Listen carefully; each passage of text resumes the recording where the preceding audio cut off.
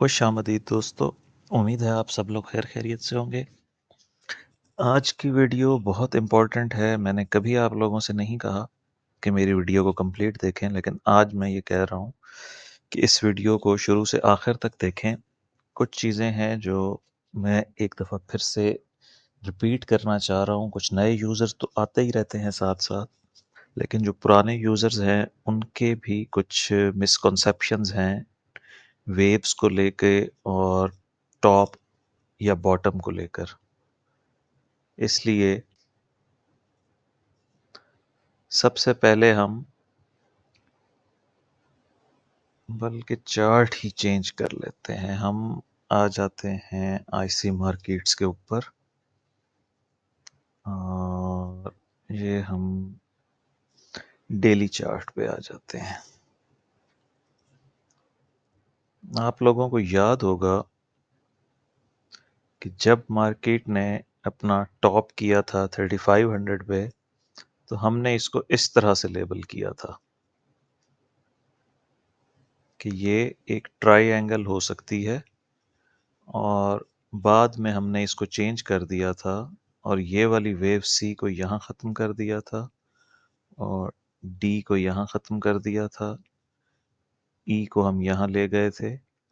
Technically ये wave count भी ठीक है, लेकिन इसमें ये इशू था कि वेव सी बहुत शॉर्ट थी, उसको यहाँ तक आना चाहिए था। उसने अपना टारगेट पूरा नहीं किया था, बट इतना चलता है, मार्जिन था तो हमने दे दिया।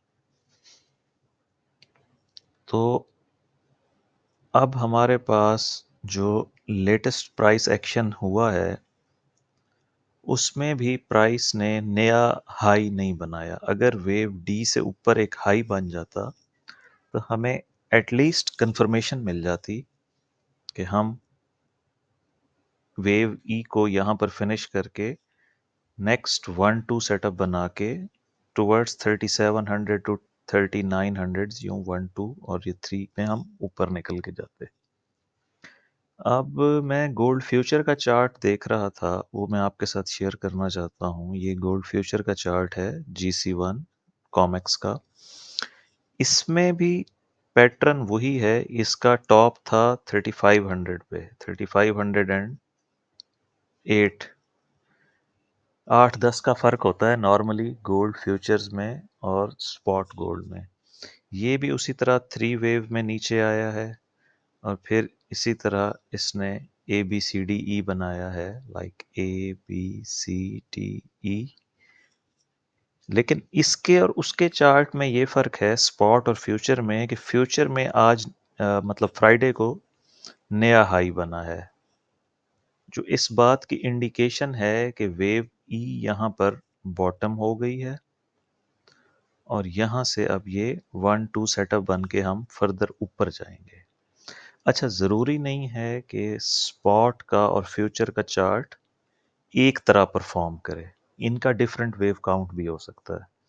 ये मैं जस्ट आपके साथ शेयर कर रहा था कि आपके नोटिस में ये बात भी हो कि इस दफ़ा फ्यूचर और स्पॉट टोटली डिफरेंट रिएक्ट कर रहे हैं और इनमें तकरीबन 100 पॉइंट का डिफरेंस आ गया था। इस वक्त भी ये 3408 पर है और ये 3457 पर है। स्टिल 40 पॉइंट्स का ये बहुत बड़ा डिफरेंस है। इतना होता नहीं है, नॉर्मली 8 से 10 पॉइंट का डिफरेंस होता है और कभी वोलाटिलिटी ज़्यादा हो तो 20 से 25 पॉइंट का डिफरेंस आ जाता है। एनीवेज, अब जो गोल्ड फ्यूचर का चार्ट है उसमें भी अभी हम कंफर्म नहीं है कि हमारे पास टॉप इन प्लेस है। फ्यूचर में हमारे पास एक एक्सपेंडेड फ्लैट पैटर्न भी हो सकता है, लाइक 1-2-3 डाउन, 1-2-3 अप, और अब यहाँ से जब ये गिरे 1-2-3-4-5 और 3000 या 2900 की रेंज में दोबारा चला जाए। अच्छा, हमारे पास जो, अब हम वापस स्पॉट पे आ जाते हैं। जो मैं चीज़ें आपके साथ डिस्कस करना चाह रहा था कि जो लोग समझ रहे हैं कि यहाँ पर बॉटम इन हो चुका है, वेव ई लाइक ट्राई एंगल के तौर पे ये वेव 4 फिनिश हुई है। अभी तक कोई एविडेंस नहीं है, ये हमारी एजम्पशन है। हमारे पास मल्टीपल वेव काउंट्स हैं, जिसमें मैंने ये एज्यूम किया हुआ है कि ये वेव ई यहाँ पर फिनिश हो गई है। अब हमारे पास जो मेन चीज़ है वो ये है कि अगर हमने इसको एज वेव वन लिया है और हम वेव टू का वेट कर रहे हैं, तो वेव टू को अपना स्पोर्ट एरिया होल्ड करना है। अगर वेव टू अपना स्पोर्ट एरिया होल्ड नहीं करती, तो हम दोबारा अपने प्रीवियस वेव काउंट पे चले जाएंगे, जिसमें हमने अपनी ट्राई एंगल को एक्सटेंड कर देना है, क्योंकि हमारे पास अभी तक कोई भी न्यू हाई नहीं बन सका। ये हाई था, ये लोअर हाई है, ये भी लोअर हाई है, ये भी लोअर हाई है। ठीक है, आप ये देखिए, ये 3450 के अराउंड है, ये 40 के अराउंड है, और ये 3489 है। तो ग्रेजुअली प्राइस इस रेंज में ही घूम रही है, ना इससे ऊपर गई है ना इससे नीचे गई है। हमारी पहला ऑप्शन ट्रायंगल एक्सपेंड हो सकती है। दूसरा ऑप्शन, अगर 3120 टूट गया तो हम टुवर्ड्स 3000 जा रहे हैं, और हम इसको WXY कर लेंगे। और अब हम आ जाते हैं अपने ओरिजिनल चार्ट की तरफ, जहां पे हम इसको रूटीन में लेबल करते हैं 1 आवर के ऊपर।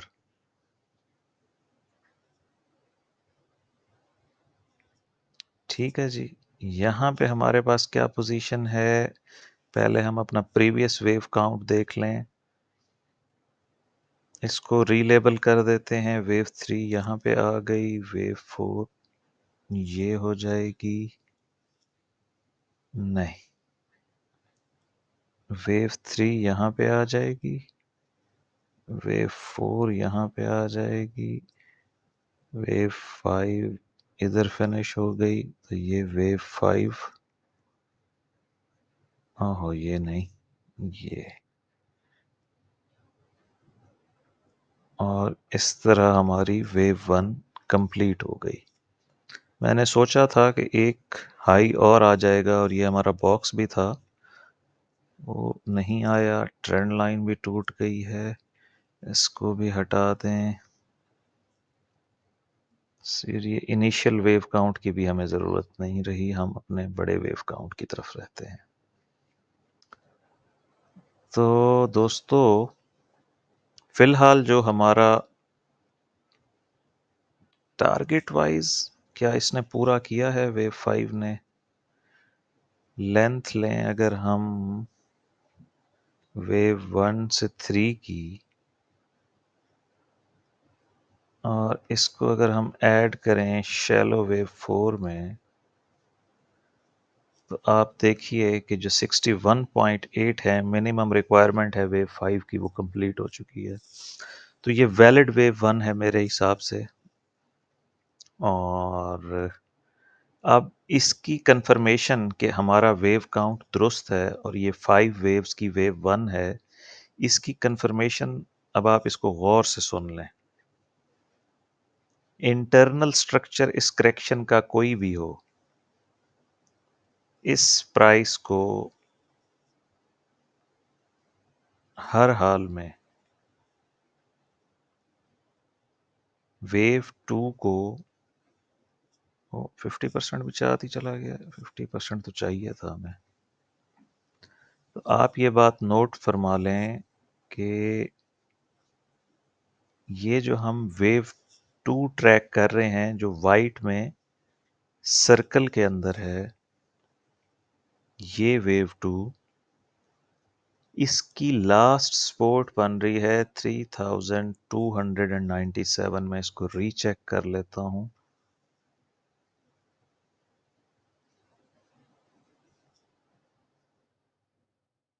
जी, यही बन रही है।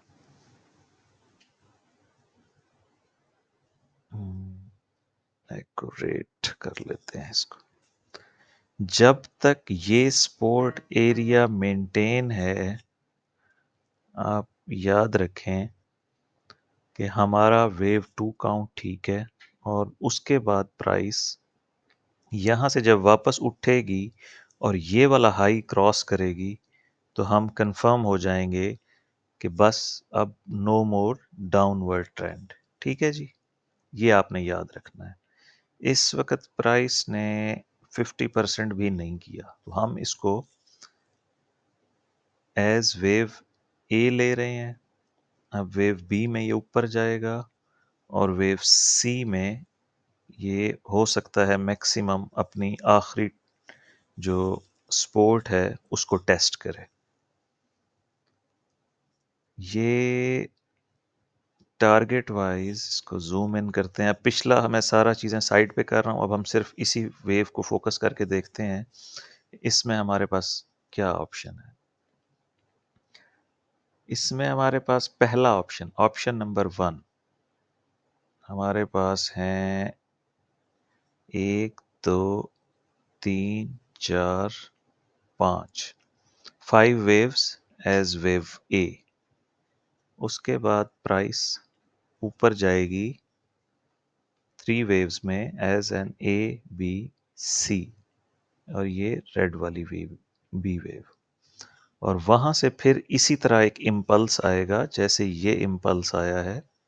प्राइस का शार्प डिक्लाइन आएगा जिसको एलियट वेव में इम्पल्स कहते हैं, और उसके लिए ज़रूरी है कि ये सपोर्ट एरिया होल्ड करे, चाहे वो 61.8 गोल्डन रेशो से रिएक्ट करे, चाहे वो 50% पे आके वापस चली जाए प्राइस, ये उसका मैक्सिमम सपोर्ट एरिया है।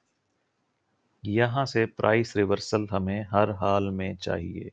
अगर ये एरिया ब्रीच हो जाता है और प्राइस इस जगह पे एंटर होती है जहां से हमने वेव 1 स्टार्ट की थी 3267, तो फिर हमारे पास अपवर्ड, फौरन अपवर्ड के चांसेस ख़त्म हो जाएंगे और हम दोबारा अपनी ट्राइएंगल की तरफ चले जाएंगे। और अगर 3122 ब्रेक हो गया तो इसका मतलब होगा कि ट्राइएंगल भी इनवैलिडेट हो गई है और हम WXY में टूवर्ड्स 3000 जा रहे हैं।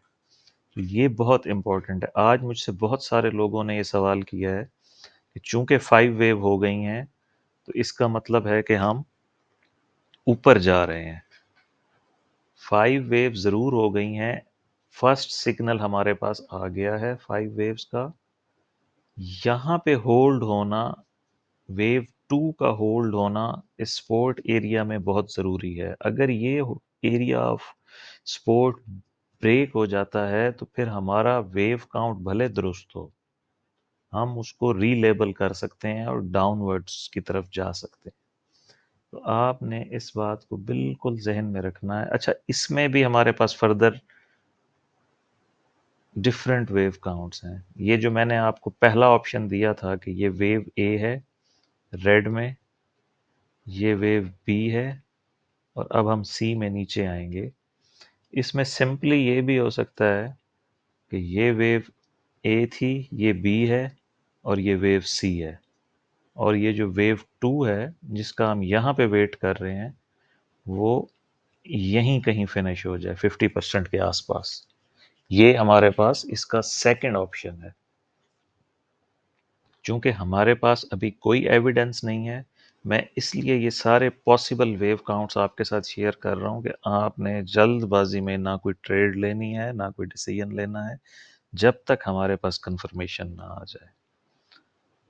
जब हमारे पास कंफर्मेशन आ जाएगी और हमारे पास वेव 3 का इम्पल्स स्टार्ट होगा, तब हम इसके बारे में कोई फाइनल राय कायम कर सकते हैं कि ये बॉटम हो चुकी है और डाउनवर्ड ट्रेंड, या जो वेव 4 की करेक्शन थी, लार्जर वेव 4 की, अगर आपको याद हो तो किधर गया है, 4 आवर पे आ जाएं।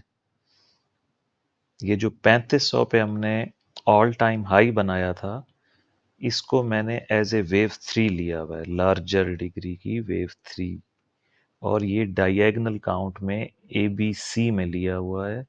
और सी की 5 वेव्स यहाँ पे ख़त्म की थी हमने। और ये सारे का सारा एज वेव 4 है। वेव 4 के लिए मैंने जो एरिया रखा था वो ये एरिया था, 2832 से लेके और 3000 तक ये एरिया था जिसमें वेव 4 को फिनिश होना था। लेकिन जहाँ पे वेव 4 फिनिश हुई है ये बहुत ही शैलो वेव 4 है और साइड वेव करेक्शन है, टाइम वाइज पूरा है। वेव 4 इतना ही टाइम लेती है जितना इसने ले लिया है ये। और sideways movement typical wave 4 की एट्रीब्यूट है एलियट वेव के अंदर। अच्छा, अब एज पार्ट ऑफ वेव 1 हम वेव बी का सपोर्ट एरिया ले लेते हैं।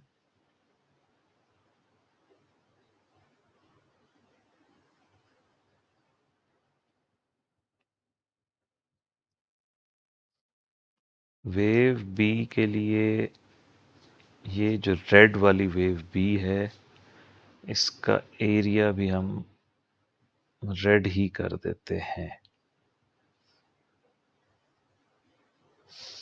ताकि ये डिफ्रेंशिएट होता रहे कि हम क्या कर रहे हैं।